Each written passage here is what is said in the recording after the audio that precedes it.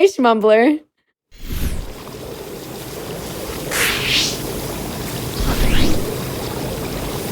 Well, hey everyone. I'm Shmumbler, and this is Cryostasis. You caught me in the middle of a decadent treat here, getting ready and cozying up, because we are going Arctic. But, without any further ado, we're going to go ahead and get started in 3, 2, 1, go. So, I'm not going to be doing this game alone. I did bring with me two lovely commentators, if you all will introduce yourselves. Hi, my name is Garlips. I'm fellow stream team member with shmumbler. Hi, hello, I'm BigScared. I am also part of the Clock Tower stream team with Garlips and shmumbler. Yes, so one thing that a lot of us in the Clock Tower have in common is we all like to play horror games, and a lot of us speedrun them as well. This particular game is, as you will see almost immediately, quite busted. So right away, I'm gonna open up this vent, gonna barely clip into it, if it'll let me. There we go. Nope. Okay. We're being a little pushy today. But yeah, so already clipping into the gate here, and you'll see game saved up in the corner. No, this is not a Silent Hill 2 run, but we are going to be using quick saves as our main glitching mechanic for this, basically because every time we quick save, the game lags. And when the game lags, it preserves our momentum and allows us to do extremely high jumps. So we use that to bust out of bounds in pretty much every level and just take a straight line to the end. So as you see, first chapter there already done in like 30 seconds, no big deal. Here, I'm actually going to take a little bit of a safety strap. We're going to heal on this torch here because, you know, a game about the Arctic, your health, of course, has to be tied to heat.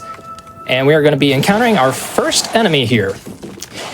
And if we have any Super Smash Brothers fans, we're going to do ourselves a good old-fashioned footstool. So this guy's going to swing his little crowbar there, hop on top of him, and hop right up here. So this game is actually really long for a survival horror game. Garlips here can attest at just how long it is, as you know, he's just recently finished a casual playthrough of his own. So Garlips, what do you have to say about this?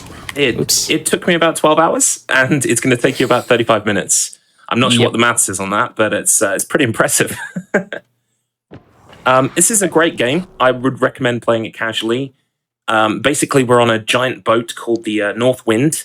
We play as Alexander. He is a meteorologist. He's been working at the South Pole. He's on his way home, except the boat that turned up to take him home is not the one that he wanted. And everyone on board is either frozen or dead. So we kind of got to do something about that. Yes. So part of the story of this game is when we first get to the game, there's actually like this little prologue sequence where we're riding on a dog sled to get to the icebreaker, and the ice shelf just collapses below us and we fall to our death. So a lot of this game is basically us trying to undo our own death, and in the process rescuing the crew of the ship as well. That said, as you can see, we're just climbing absolutely everywhere. One thing that we do have to be careful of in this game is fall damage is not exactly damage, it's just death. So a lot of times you'll see me taking drops that should kill me, but because I take them at an angle and like slide off the edge, I lose just enough height before I actually fall that it doesn't kill me. There's a lot going on in this game, and there's really just no chance of us possibly going through everything that happens. But hey, let's jump up onto the roof here. Just and as you can see, Shmumbler here is doing a very complicated series of clips in and out of bounds to try and manipulate where he is throughout the level. Most of these are going to be jumps either up onto a railing on the edge of the boundary or through the floor altogether into an all-new area. Most of these clips save hours of time, but they can be a little bit tricky, which makes the quick save very important here, because if any of them do go a little bit off base, we can very much try again rapidly. Yes.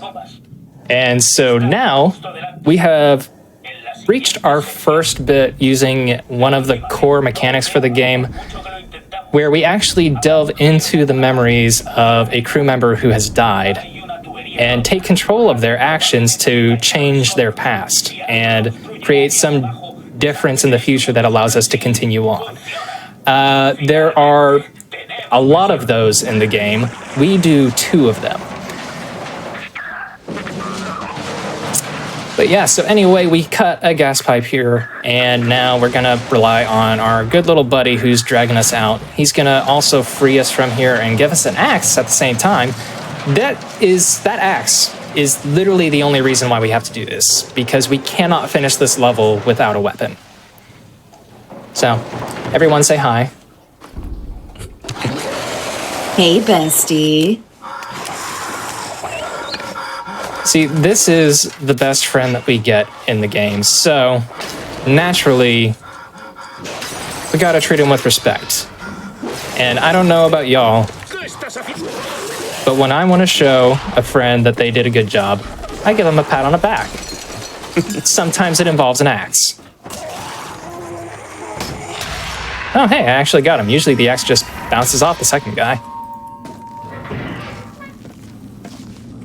All right, but now we come over here. What's happened there basically is every time you use this, I think it's called the mental echo. Every time you use this technique, you can basically change something in the present by going back in the past and righting the wrong, and essentially saving the life of the person at the same time. Mm-hmm. Yep, and now here I'm coming up on these rafters. You would think that I'd just go down the ramp, which is what I'm supposed to do, but this area you can see is a little chilly, so if you drop down, or if you just go down normally, you start taking damage over time because of the cold, but going up on the rafters allows us to bypass that trigger, and instead we just get a whole bunch of health after this cutscene. So now I'm going to do another footstool, drop down on this box so I don't die, pull a lever, open the ice box, and we're done with this chapter.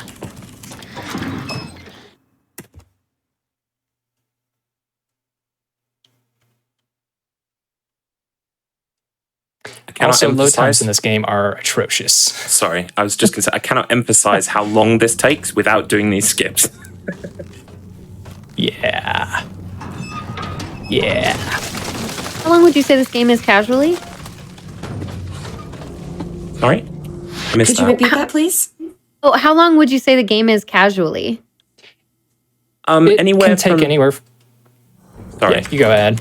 Anywhere from, well, if you're running through it, maybe 6 to 8 hours, but I took my time, I messed around, I found some glitches myself, so I would say around sort of 10 hours if you're going to take your time with it. Oh, wow. And I can say, as someone that's watched both of these folks play this game, it would take me closer to 15 to 20 hours to beat this game. Just casually. Gotcha. Yeah, when I was kind of going through it to figure out the route, each chapter in this game, and there's 18 of them, takes anywhere from an hour to 2 hours. So, I mean, if you really take your time to explore, this could even be like a 20-hour game for you. And that doesn't include the load time either. We're making use of a load remover here that is saving us a substantial amount of time. Yeah. That guy is a one-hit kill, by the way, if I'm not mistaken. Yes, only on the first swing. After that, he's just a regular enemy. You gotta watch out for that first hit, it's the worst. Mm-hmm. It's that attack of opportunity bonus. He's really just making use of his stats there. Impressive. So here, I'm trying to get on top of this doorway, and it has a tendency to like to just push me back for some reason. And when it doesn't, sometimes I don't react in time and just walk off the other side like I just did. So it's fun. But for the record, there are 2 runners of this game, me and Wheat, and well, I'd say I'm the only person who's run this game probably in the past 2 years. So if anybody wants to learn this game, you have plenty of opportunity to have yourselves a competitive time. And I do Yes. highly recommend it because this run is hard, but it's also a lot of fun to be able to just kind of zoom around everywhere. Oh, so that actually was a fail clip, but it's okay because I can just jump through the floor and go through the exit door there. If you all head to the speedrun.com page in a separate tab so that you don't lose the stream, you will notice that Shmumbler's got a very helpful step-by-step tutorial guide video on there as well. So you could have third place in the world by lunchtime if you crack on. Absolutely. Or by the end of this run. Or by the end of your delicious, warm confectionery treat. Yes. All right, so this level is one of the longer levels, also one of the more difficult ones. There I have to jump on top of the door, and I just messed up there, so I'm going to quick load. That I have to stay inside the wall here, navigating some invisible obstacles in order to get a water gun. And I say water gun because that is literally what it is. We will be using this soon, and you will see just how pathetic this giant machine is. It's really quite funny. Okay, that was weird. Never clipped through the wall there before, but sure. Also, flashing light warning ahead. So if you are sensitive to that, you might want to look away for about a minute. And when I say flashing lights, I mean it's bad. But here I'm just going to be getting on top of this ice shelf, walking on the wrong side of the rail, and doing a jump across this big electric water pit. So if you have any donations, this would be a good time for it. Yeah, absolutely. I sure do. We have $50 from EBD_03. He says, "Hi, Mom. I'll try to articulate it quickly. So good luck. I know this run is no joke, and you'll pull it off nicely." Also, shout out to BigScared and Garlips for being the chillest commentators around. I'm so sorry. That's Would amazing. you like another donation? That's great. Yeah, go for it. Okay. This one will be less painful, I promise. Oops. $25 from Sir Brosive, who says, "Good luck on the run, Shmumbler. Cheering you on with the rest of the Clock Tower crew. Shout out to BigScared and Garlips for the great commentary as well. Putting this toward the next bonus game, Stray." All right, so what you saw there is I had dropped down to interact with the electric box, and I pushed it twice. Well, that's a big mistake. I'm actually needing to pull it 3 times. You're only supposed to be able to do it once, but 3 times particularly allows us to do a skip that bypasses one of the echoes and lets us go straight to an elevator. So that guy right there, we're supposed to go into his pass to save him, but that takes a lot of time, so 3 times this time. Thank you.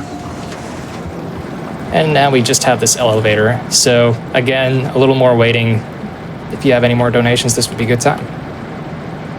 Alrighty, we have $100 from Nicole, who says, "Boo." Ah. Scared? No? We also have $5 from Mr. Matt Internet, saying, "I do believe Cher once said, if I could turn back time." I don't believe it is in reference to saving people on a ghost boat, but I like to believe it is. I can explain that very briefly. Okay. I had a joke planned where I was going to compare Cher's seminal 1980s classic "If I Could Turn Back Time" with this game, because both involve heckin' big boats and time travel as a concept. But I abandoned the joke, so it doesn't make sense. So someone decided to jump in and do it for you. Yeah, perfect. Thank you, Mr. Matt. All right, so this is probably one of the hardest jumps in the game. It's just jumping on top of another door frame, so you wouldn't think it was that bad, but that icicle that's hanging there is quite the doozy. And then immediately after, I have to come down here, but that is a fatal height, so I have to like clip the edge of that and land back inbounds instead of falling into the pit. Anyway, this is one of the worst chapters to run because of how hard it is, but it's also my favorite because this is the chapter that introduces us to a new enemy type that we love to call Spider-Man. There he is. We're going to see him a little more closely right here. Just your friendly neighborhood little guy. He's a very unique and special friend. Yeah. Anyway, we're going to have to kill him. But in order to do that, I have to jump.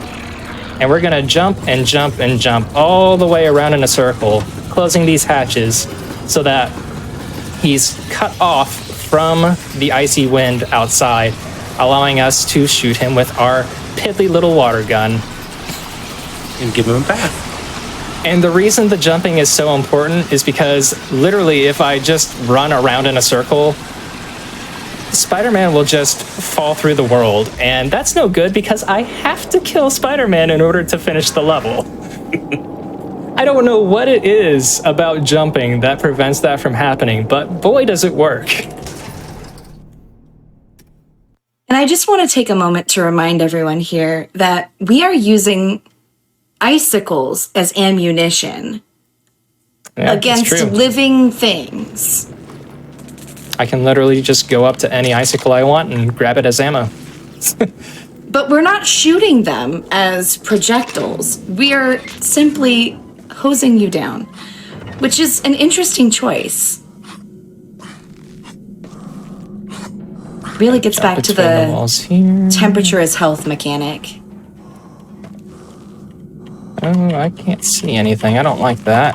Hello, thank you. Back between the walls. This one is a tricky one because I have to get inside the wall ahead of me, which to do that I have to move to the right until I can move forward a little bit, all without falling like that. Bless this game. A lot of the run for this game is just walking on the thinnest wire. All right, gonna save. Thank you. So now I have to push up against these boxes and not fall out. And I think... Oh no. Oh no.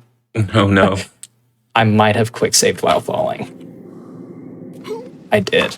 As this is the problem with quick saving, it's a double-edged sword. We were talking earlier about how it's kind of a good thing that you can save in the middle of these advanced techniques, so you can literally take them one at a time. But also, you can quick save yourself into a bit of a jam. Yeah, so we're going to have to start that level from the start. So while I'm going back through here, just want to shout out EBDO3 who gave a donation earlier. That is my wife. And she is by and far the biggest and best support that I have for doing these runs and being able to show these runs off in events like this. So yeah, huge shout outs to EBDO3 for being just an incredible person all around. Aww. And she said such lovely things and made such great puns. I didn't even want to correct her on the fact that we're not in the Arctic. We're in the Antarctic. Yeah, it's true. I did say Arctic earlier, too. I got the deep lore. Also, another fun fact is the ship that we're in is nuclear. Yeah, actually, you notice this casually. There's a huge kind of like heart of the ship that's like a reactor, and it's obviously gone into meltdown, creating this huge red light. You actually heal from several of those cracks. I'm not sure how helpful it would be to heal from like nuclear heat, but you know, it works. Yeah, you know, if it's hot, it's hot. This is not treating me nicely today.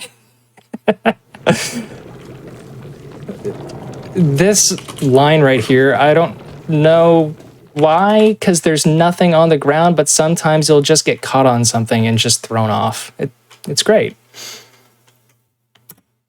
It doesn't help that also everything has that like pushback effect. Everything has kickback. All your weaponry, all the various obstacles that you're encountering. The floor has a slight ice mechanic to it, it seems. Yeah. So that makes everything a little bit trickier. Also, shoutouts to this hour-and-a-half long level that I just completely bypassed by jumping through the ceiling there.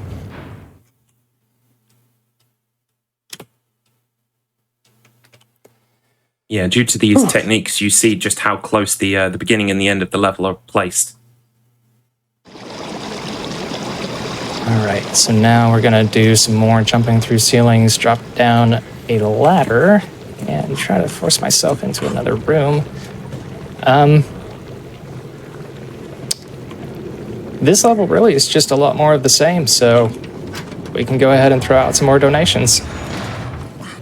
Alrighty, we have $50 from Maddie. It says, just want to express how much I love the inclusivity and welcoming nature of GDQ and all of their events. Very grateful to the runners, hosts, and crew for all your hard work in creating a safe, positive space. Donation goes to Runner's Choice. All right. Thank you very much for that.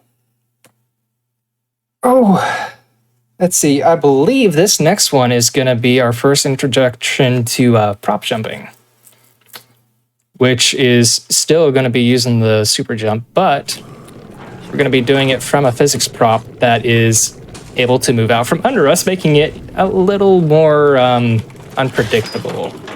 So we use that to jump up through the floor again. Coming in here, got these more chutes to open up, and a door is going to magically open before us. I don't know what's going on. If any of us did, it would be Garlips, but I don't think he does either. Well, actually, I really don't. I have to apologize to EBD, by the way. I just checked. It is the North Pole, and I'm completely wrong. I've just taken my lore card, and I've burned it. It's okay. I'm heating myself around the remnants of the ashes. All right, so this is probably my favorite level gameplay-wise, because I like to think of it as skipping rope. So we're going to jump over this door, and then jump over this door. Although this one's a little more tricky. And then jump over this door. And congratulations, that's the level. But don't worry, because while that level was very easy, the next level is the complete opposite. This is going to be the return of prop jumping, but we're not just going to have one prop, we're going to have two. And both of them we have to move before we can jump on them, which is a crapshoot. So first I'm going to take some health for safety, because we are going to have to go outside and take cold damage. I'm going to go ahead and quick save before hitting this in case it rolls out of bounds, because it loves to do that for some reason. Get it in this corner, and we're going to jump to get inside the wall here, jump over against the railing. It's trying to push me out, but I'm not going to let it. Okay, get out here. Ooh, the wind is blowing me against the wall. So that's the first prop jump. Now we have to come in here, and I'm going to take this boulder and push it into the corner against those lockers. Just like so, except not quite like that. I want you against the wall. Come over here. Thank you. Jump on top of the lockers, jump on top of some invisible collision, and then jump into the stairwell that I can't see, and that's the level. And wow, that was really good. This is the level that by far I always struggle with the most. Okay, cool. Sometimes that's just the way it goes. I cannot underestimate how smoothly that room went. In the practice runs right before we joined you all on stream, this particular section was giving shmumbler a little bit of a hard time, and we were worried. So, big props to you there. You pulled that off greatly. Yeah. Meanwhile, this level, I don't know where I'm supposed to go from here, but I just jumped through the wall, and it takes me into this completely unrelated location where we fall into a hole and finish the level.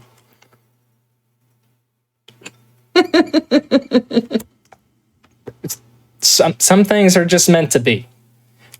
Of course, now we're in the bathroom, so don't really want to stay here. Right away, there's going to be a pipe that I'm going to jump onto, and this is kind of an interesting level because it throws another new enemy at us, which is going to be a Gatling gunner. And the most important thing to keep in mind about the Gatling gunner is it can kill me very quickly.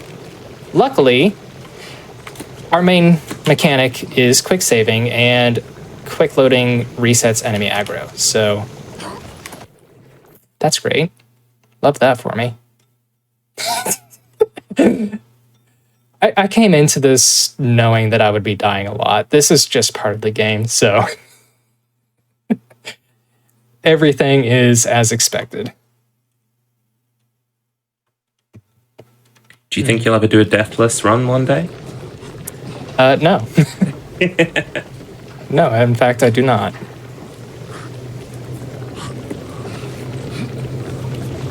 Okay, this prop jump, in my opinion, is the most annoying because you have to balance on top of that fire extinguisher, and it does not want to stay still underneath you. Now we're going to jump over here. As soon as I jump on this pipe is when the Gatling gunner is going to spawn, so I'm going to jump down. And a quick save. We'll go ahead and quick save again. I didn't expect to make it all the way over here without dying, but that works. Quick save here for safety, and we're going to jump across a gap on top of a duct in the ceiling, and then jump through the floor into this area. And we just got a little bit of furniture to cross, and we're through.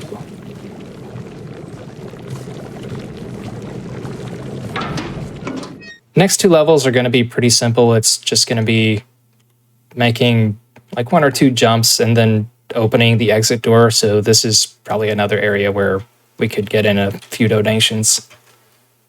Of course. Alrighty, we have $25 from Rambo Rachel, who says, if you're feeling cold while doing this run, make sure you stand in the corner. It's 90 degrees. Congrats, good luck, and I hope to see you again soon at SGDQ 2023. Thank you, Rachel. So, Garlips.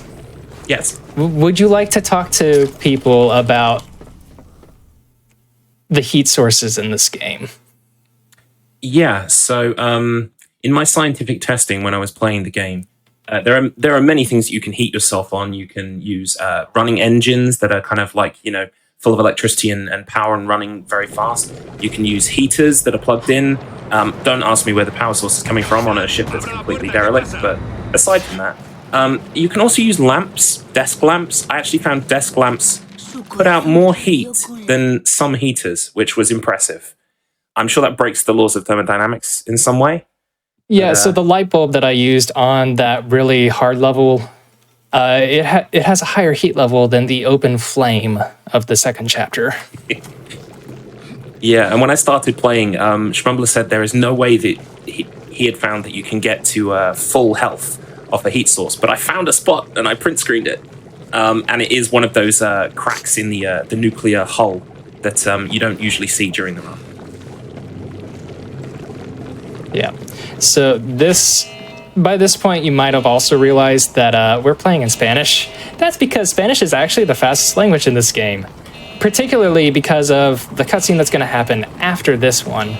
Turns out the cutscene length is just tied to the length of the audio file, and that just happens to be fastest in Spanish.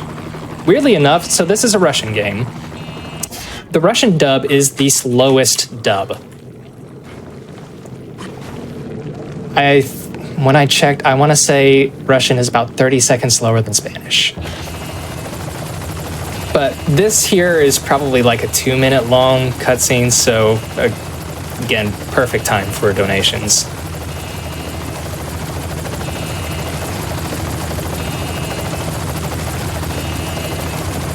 Sorry about that. I was looking at the best one to read, but I did find a good one. This is $50 from Sidin, who says, I was not aware of this cool game at all. Did it have a chilly reception upon release? Was it too polarizing? Who knows? Oh, boy, you all are killing me. Can I just say I'm here for each and every pun, and Are you? Fantastic. Thank you so much. Yeah, all of these puns are warming my heart. I could melt down. Oh boy, what a crowd. I would hate to give them the cold shoulder right now, so I'm just going to commend you all for the great work. Oh no. Oh my goodness. Would you like another donation real quick?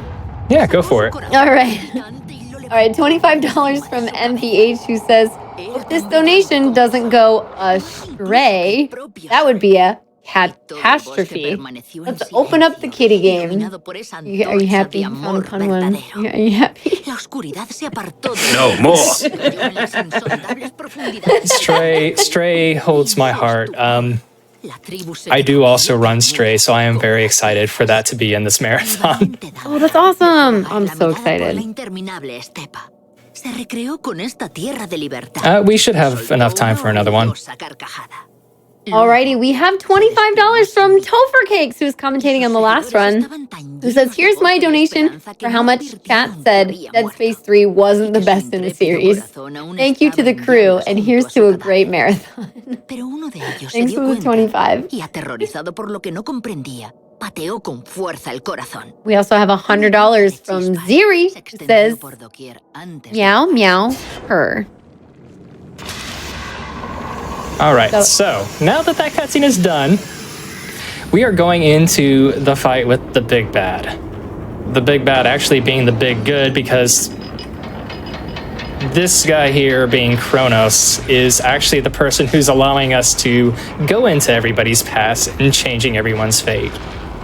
And so this isn't so much a boss fight as a boss race. We're going to be playing Cosmic Dodgeball here, and first to 10 wins. Thankfully, the spawns are always the same, so I already know where everyone's going to show up. That said, this being a fairly long section, I'll go ahead and get some of my shoutouts out here. First off, huge shout out to the Clock Tower stream team that I am also a part of. This team is filled with incredible horror content creators. Also, just a lot of really wholesome content creators, too. We've got a Discord that's open to anybody. You can also check out the Twitch stream team page. And really, check some of these people out, because I have a wonderful time, not just watching them, but talking with them and being friends with them. Also want to thank Garlips and BigScared for agreeing to do this, especially since BigScared has never really played this game before. And Garlips, I think I kind of convinced to play the game to start with. Yeah, it's something I'd never played before, but I'd always heard about and wanted to, so you gave me the spur on to do that, so thank you. Listen, I love a good run. Yeah. And then last but not least, I gotta give another shout out to EBD. Like, I would not be speedrunning if it wasn't for her. I think I talked about this during my homecoming run back in SGDQ 2020, but she's the one that reached out to Ecdysis and asked for game suggestions, and that's how I got started speedrunning homecoming and in general. So, would not be here if it wasn't for her, literally. But also, she will be making her own GDQ debut in Frost Fatales coming up, I believe, going back to back with our lovely host here for some Beat Saber.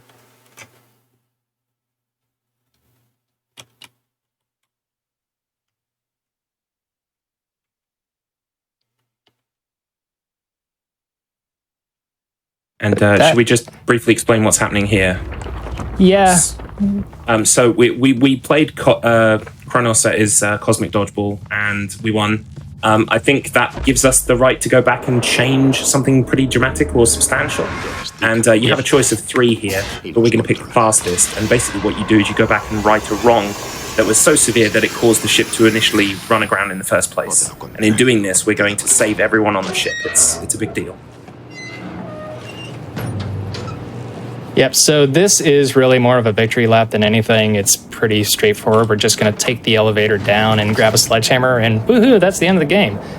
Time will be coming up, but it's not going to be here. It's going to be at a fade to white into a cutscene transition after a little diddly-do, probably in about a minute. But, Garlips, BigScared, do y'all have anything you want to say closing out? Just thank you for having me on. Thank you to GDQ. Thank you to everyone who donates. And you've already shouted out the stream team. I mean, you're just so efficient. We've got nothing to do. Yeah, I also want to thank you for inviting me and thank Garlips for joining me here on your digital couch. Shout out to the team. Shout out to GDQ. There's time. Sorry. Oh, you're good. And I also want to wish luck to all the runners coming up after us. Look at these cute little doggos. So cute. And what happens here is you didn't see it at the start of the game, but we fell into a crevasse, and that's going to happen again, but this time the crew are here to save us. So we kind of saved ourselves and a ship full of people in the process as well. Also, I've got to say, with all this ice around us, my water is no longer hot, and I gotta say, lukewarm water is not nearly as good with the famous Amos. Ven, agarra mi mano. Vamos.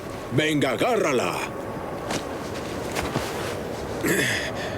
All right, but yeah, that should be everything for us. Thank you all for having us. I hope you enjoy the rest of your event. I'll be right here beside you, and thanks again.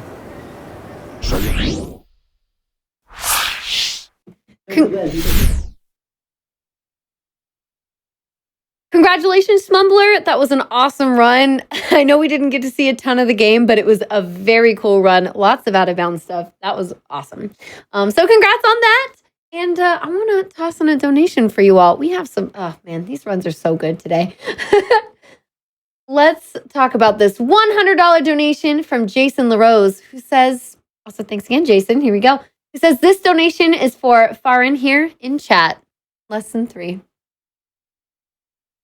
Very, very sweet. There's so much love happening around this block, happening for each other, with all the donations coming in. You all are just the best. Please take care of yourselves. This is a great time, by the way, to get up, stretch, grab some water real quick, and we'll be back for the next run right after this quick break.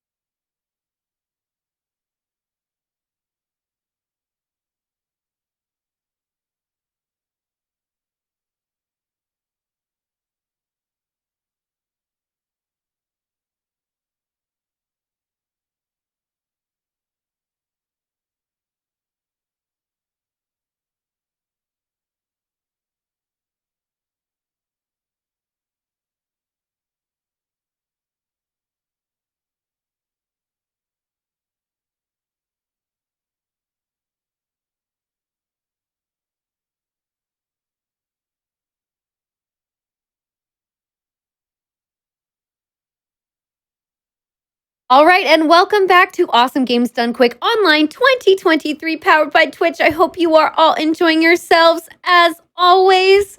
Kungfufruitcup here. I am with you for one more run and so excited for it. But real quick, let's get in another donation. We have $50 from S Quick, who says, glad to be able to catch some GDQ live again this year and for such a great cause that is so close to heart. Thank you for your support. Love seeing all these donations coming in. And you know what else I'm excited for? This next run, we have the Mortal Kombat Shaolin Monks Any% coming up next by Elfin Out. Take it away.